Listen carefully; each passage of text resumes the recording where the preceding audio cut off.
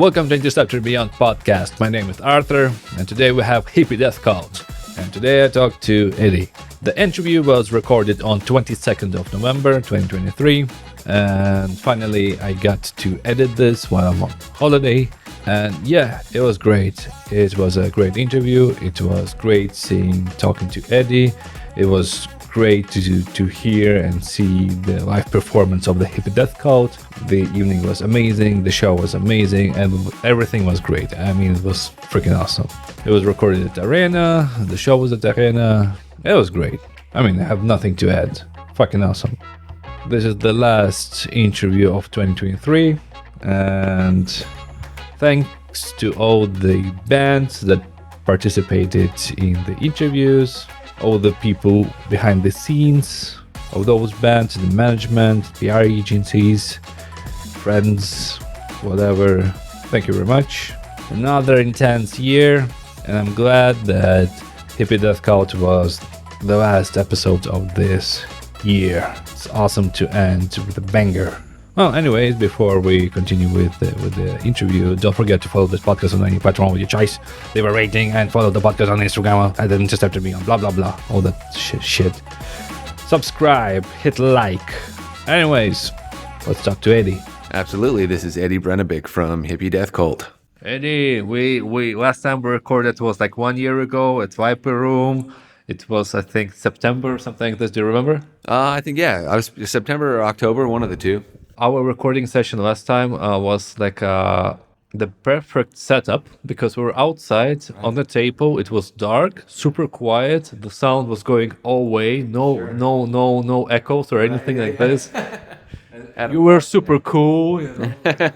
It's one of my favorite interviews. I keep reminding it and telling people about it. You know, because for me it was really important. You know? It was really fun. Yeah, it was really great to meet you last time we were here. I had a fun yeah, time. and you played really awesome. I remember it was fucking awesome. So, all right, let's come back to reality, right? Sure. So 1 year ago, I know because I did research, there's a lot of stuff happened. So Sure. Let's start with the basic one, the lineup change. Sure. What's up with that? You talking about our drummer switch up? I don't know. Is there something more? Yeah, no, that was since you've seen us, yeah, that's the last one. Actually, I think, so we recorded in October, let's pretend at least. And then 2 months later, when you came back home, Right. Yeah, there was a change. Right? Yeah. I don't know how much I want to talk about it publicly because I don't want to say the wrong thing. We don't need to go like in detail. Sure. Why or something like this. Sure. No problem, man, about that. But just to introduce the guy, man. Yeah, absolutely. Yeah. So now we've got an incredible drummer. His name's Harry Silvers on board. We've known him for years. We've been friends with him for a long time and fans of his drumming. And so, yeah, when we needed a new drummer, it was kind of a no-brainer, to have him come in and try out and practice with us and see how it went. From the same region?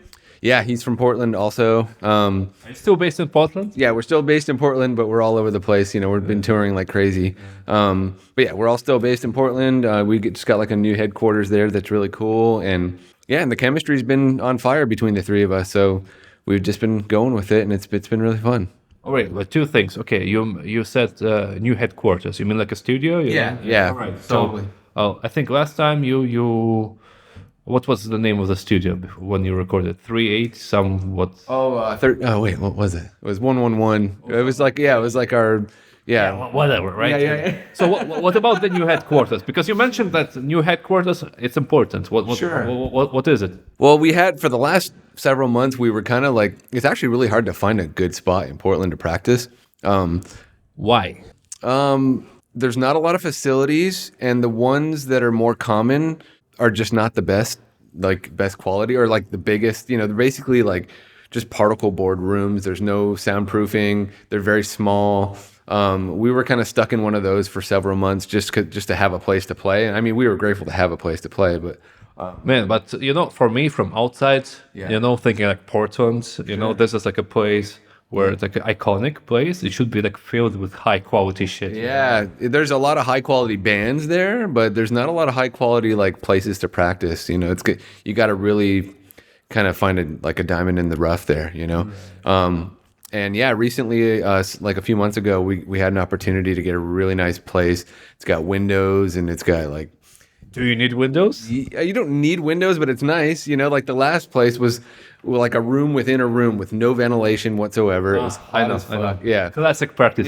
It's nice to have some fucking fresh air, you know? Not necessary, but nice. And a lot more space. And it's always been a problem for us, like to where we keep our merchandise. Like when we're not on the road, just all the boxes and of everything, because we all live in tight quarters and don't really have room to put it. So we've been throwing it here and there in this guy's garage and asking friends and whatever. And now we have like a place where we can keep all the merch and practice, and it's kind of like a whole headquarters kind of place now. And it's I mean, it's really important. So you have everything there. You like, how did you find it? A friend of ours, Juan Carlos, from the band Tigers on Opium. They're really good friends of ours. I know the band. I know the band. Yeah, they're Shout out to the band. hell yeah, they're a great band, and they're all really great friends of ours also. And yeah, he got hip to this place that was opening up, and he asked us. There's literally only like 2 or 3 rehearsal places in the whole thing, and then the rest of it is a recording studio. And he reached out to us, luckily, and we jumped on it, you know. So yeah, Totally. I mean, that's awesome. yeah. Oh, that's cool to have like some stability in that regard. It's great. Really nice. All right, so headquarters, right? Okay, we got this, right? So there's a checklist in my head, you know. All right. So Dirty Harry, right? Okay, so you know him for some time, right? He wrote, he was on the record with you, right? He was on the record, yeah. So yeah, like I first actually started jamming with Harry like during the pandemic, like early on in the pandemic, after the initial lockdown, where everybody was not able to leave their houses for whatever it was, 2 months or whatever. I couldn't get anybody in Hippie Death Cult to show up to practice, and I was like, nobody had to work, nobody was there. I was like, let's fucking work on music and jam. You know, we're just sitting around all day.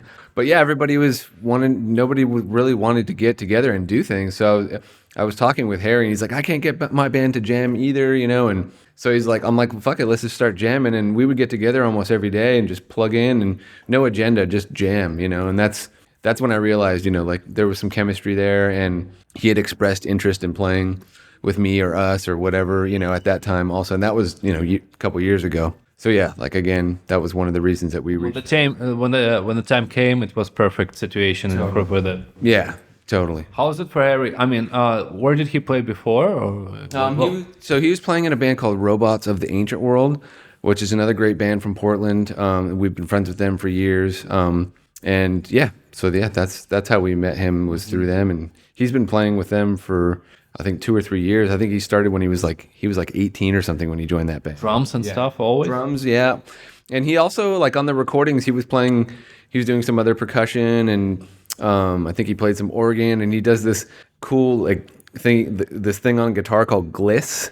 And he's been trying to teach me how to do it, but I'm not as good as he is at it. A little bit explain to me, because I don't know what it is.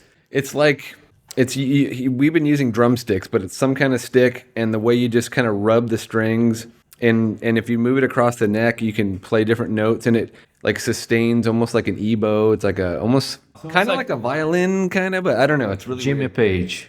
It's kind of a Jimmy Page thing. And then, oh man, what's that guy's name? Steve Hilliage, I think his name is, the guitar player that used to use it a lot, from the band Gong.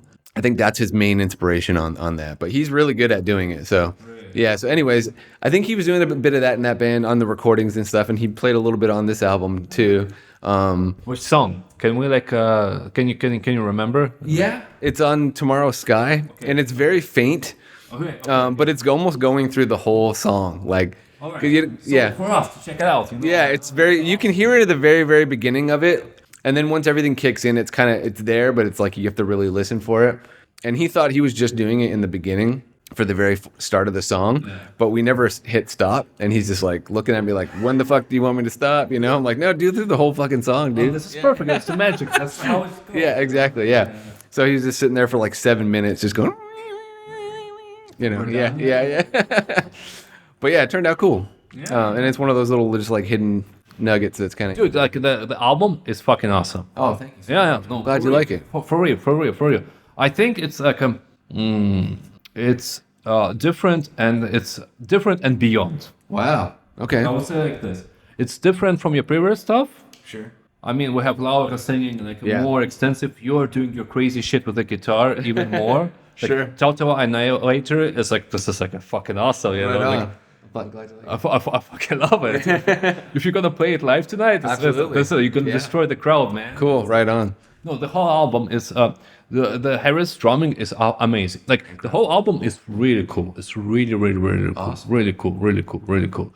I really like it. I'm not joking. I really like it. I want to see you play it live because we're recording before the I show. think we're going to be playing the whole album probably tonight because the opening band that was supposed to play with us, Omega Sun, had to bow out because they all woke up with COVID today. So I wanted to interview them also, Yeah. but yeah, shout out to Omega Sun. Absolutely. They're also really cool band from Slovenia. great band. We played with them last year in Ljubljana, and yeah, they're great guys, great band. We're sad that they're not going to be able to make it, but Shit happens. Shit happens. It happens. So I think we're going to play like an extended set tonight. So we'll probably end up doing the whole album. Yeah. Nice. Well. But with Omega Sun, I will, when they come to Vienna again, I will interview them. So Absolutely. Yes. I'm sure you'll have another opportunity. Yes. Yeah. Okay. I checked out social media regarding the new album. Yeah. What I noticed, the magic words, analog as fuck. Sure. Right. So tell me, like, what about the production? What was it? Well, we were really fortunate this time around with recording. So the first two albums that we recorded were just using equipment that I had, like just computer stuff, Pro Tools, but like limited budget, like basically no budget. So we're just using kind of like my own interface and computer and doing the best with what we could. But during the past couple of years, we've been hanging out at this studio. It's called 8-4 Studio in Portland. And I've become really close with Ben Barnett, who owns it. We've become like best friends, honestly. And I've been, we recorded some demos there last year before we did the European tour that turned out really cool. And basically, and this studio it has all the equipment that I've ever dreamed of using. For example? Yeah, for example, like, I mean, it's an old like API board, analog board, all the Neve, From 70s probably. Yeah, 60s. maybe, I'm not sure, but it has just that analog warm sound, The option to record to tape, which we did with that song "Nice to Know You" that we recorded last year. This time around, we didn't record a tape because we didn't need to. Like, it's already had that analog sound just going through all the tubes. And all the stuff. Yeah, so like, just the microphones that he has and the preamps and the board and all of that stuff. And he's got a really great engineer that's like the in-house know-it-all guy, Jeremy Romagna, who's been around to help us, use. But they just gave us free reign of that studio and like, all the time we needed to do what we needed to do. And when they were there just to help when we needed it, and just very supportive and awesome and knowledgeable, both of them. And so yeah, like the process was basically like recording when Harry was doing his drums, we all played live together with him, and then we went back and recorded all of our other parts separate. But basically we were going from instruments to the preamps to the board and then into a computer, and so it was captured on the computer, but then when we mixed it, it went back out from the computer to the board and it was mixed live on the board. So that's how you did it. Okay. Yeah, so there's a lot of tubes and transistors and analog things going on. Analog as fuck. Yeah, exactly, but yeah, man, tubes are the shit. Yeah, and also like as far as using the term analog, also like we didn't manipulate the sounds. Like like there's so many options especially with recording to Pro Tools or Logic to like manipulate things to like perfect them or whatever. Like quantization, man. Yeah, and did you quantize some shit? We didn't quantize anything. There might have been some chopping, like there might have been like a couple takes. Oh, this part Harry did this part better. Let's pop that in type of thing. But no, there's no like manipulating. Like there was no auto tune or any of that shit. It's all us, playing. I was afraid that you're gonna say we did some autotune. I would fucking murder you right now. Like Hippie Death Cult doing autotune, I would die, man. No, there's no auto tune. There's no. It's like it's really important to us to have that raw sound, And you have it on the album, you have it on the record, like what I like I know when the music works, when I get the feel beyond the music, like cool. when it opens like sonic environment, imagination environment, like when I listen to the music and I don't even listen to the music, I experience like the world and shit, like Cool. that's how I got it, like I have goosebumps right now. Wow. Because, like good shit. No, I'm telling you, like I'm not joking, man. It's good shit. Good. It's a good shit, before I forget, like, okay, you got all this freedom, right, with all the equipment. Did you, there's always a chance that you will get lost in it, Absolutely. like so many opportunities to do, and you forget who you are, like in your voice and stuff. We definitely had limits, and we had time limits. Some limits are always There are important. some limits, especially because with the label, with the schedule of when we wanted it to come out, it had to be done by a certain date, which I think was June, end of May or something like that. So there were time limits as far as recording and mixing, so I mean, with mixing especially, you could go on forever and, like you said, just forget about where you started, and it become like a whole thing. And honestly, I've done that in the past, and I go back and I'm like, shit, I think I've fucked it up, you know what I mean? Like I've gone too far. The energy went a little bit away. Totally. And also letting too many people have opinions about it, That's a big thing. Yeah. That's the thing about the voice is going away, energy, voice, vision. Like on our last album, for Circle of Days in particular, like I had done some mixes and then let everybody in the band hear it, and then I got everybody's feedback, which was pretty much like, I want to hear myself louder from everybody. So I was like mixing to please, trying to please everybody rather than mixing to do it like a proper mix that I thought was proper, Dude, you're going through like the thing, like the bands, the first album they do, like not commercially, but pleasing everybody in a way. And then when it works out, the second album is like, this is the real sound of our band.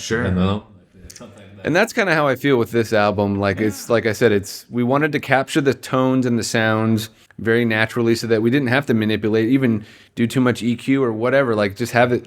So we spent a lot of time before we even got into the studio, dialing in our tones, like just our amps, and how does this, this amp and this pedal sound with his drums, and how his drums are tuned, and Laura's tone. Like we spent a lot of time doing that before we went in, so that it was pretty much, let's just try and capture what we already have going, and then, like I said, having limitations on time for mixing, and and money too, like just the time in the studio. Like they were very generous and like really cool with us because they're homies, but we still had to pay, and we don't have a ton of money, so we can't go on forever, How long were you in the studio?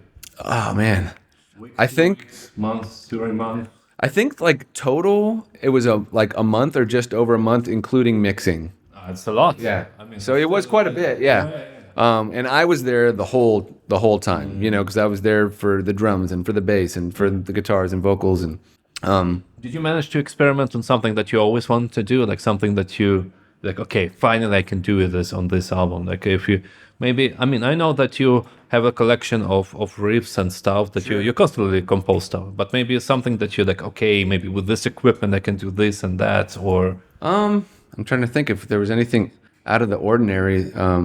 Maybe it's nothing ordinary, but for the people outside, that's like just the way it sounds is already like not ordinary. Yeah, I mean, honestly, just like we already mentioned, just doing the album in this way with this equipment was that. I call it like you plug a soul to the amp, and that's it. Yeah, yeah. The best way how you can record it. Totally, and like I said, having Ben and Jeremy around just for their input and knowledge, because usually it's just me, and sometimes you can drive yourself crazy with making decisions on things, like minor decisions, especially if it's just you. You're like, is this good? But like just to have somebody else's opinion around, and someone They else helped with that stuff. They did, and especially Jeremy with the engineering and placement of mics, and he's been recording for years and years. So I mean, I have too, and so has Ben. We all have. So we had all this knowledge going in, and so there was cool. Everybody had different ideas, and you're gonna come up with something good, when you have all these people with all that knowledge. But there's so like this border of how much of opinion of everybody, like from the last thing, with the border or something. Right. Where's the? But I think I don't know what you did, but you figured it out. I think with this album. Yeah, we're really happy with how it came out.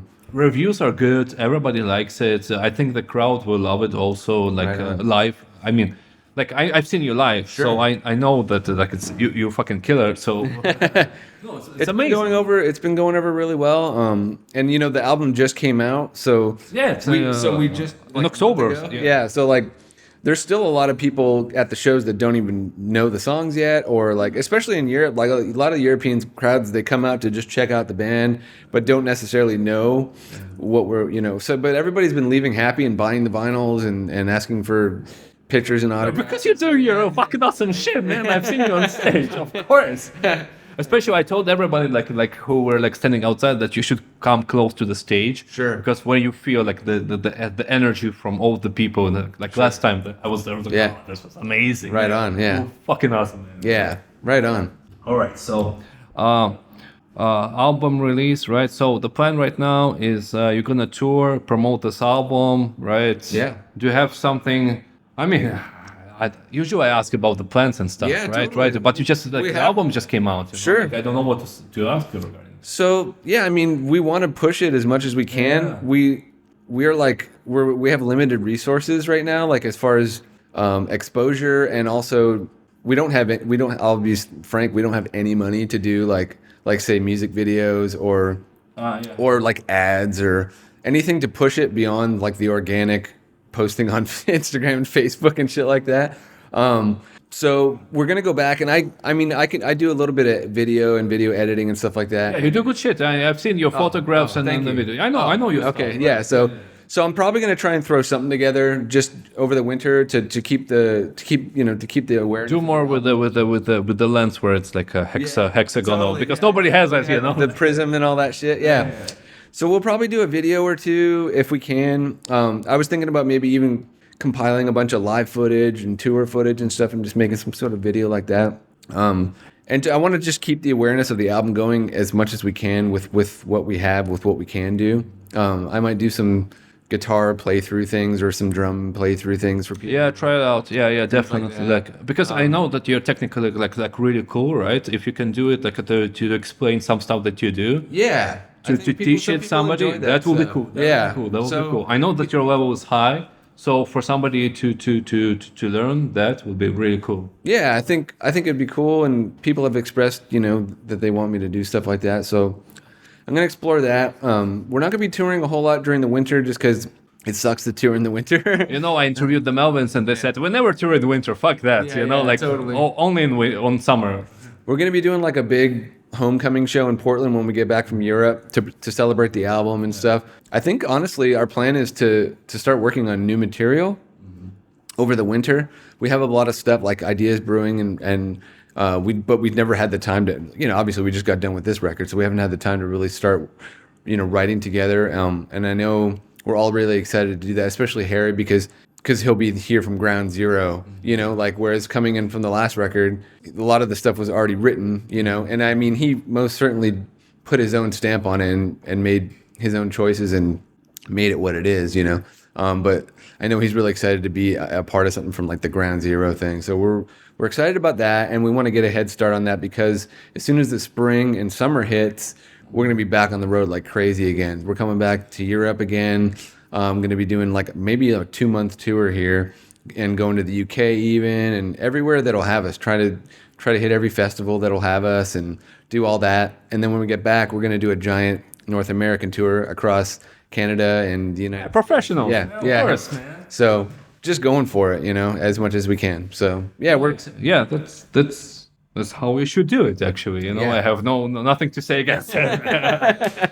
No, it's like really, because usually like sometimes I like interview bands, so it's like, what's the new albums coming out or whatever? It's like, maybe half a year. I mean, yeah, of course, physically it's hard, but it kind of feels like they're like drifting a little bit. Sure, it's hard. It's really hard for bands, especially underground bands, because it's hard to keep it sustainable, like financially, and there's no money, man. So yeah, it's only like life and merch. So and people, exactly. So most people, we have to work day jobs and whatever, so it takes longer to get things done, and it's limited. Like it's limited for touring. It's limiting for a lot of things for a lot of people, and we're just kind of like fuck it, we're just going for it. Like we're willing to just be broke and just do this. Yeah, sacrifice, man. A lot of sacrifice for the shit that you believe in. Yeah. And so that's pretty much what we're doing. Everybody in the band's on board with that kind of mentality, and we all believe in what we're doing, and we love it. And you know, even at the level we're at, we love it. And it would be nice if it's a little more sustainable. You know what I mean? But you know, that's what we're working towards. You know what I mean? I mean, you never know. Maybe it will hit to a certain point. I mean, exactly. It takes time. Especially people see that you're working hard and the music is good, and you know, like you just need, you just need to push, man. That's it. That's it. Just keep going. You know that. You've been in LA. You were living in the car. And I remember, like I've been going for it for a long time. So yeah. All right. That's a good. That's like a good motivation. It's like actually the whole interview is like a motivational, like a speech, you know, like to keep on the road and continue doing. Which song from the new album should I put at the end of the interview? Toxic Annihilator.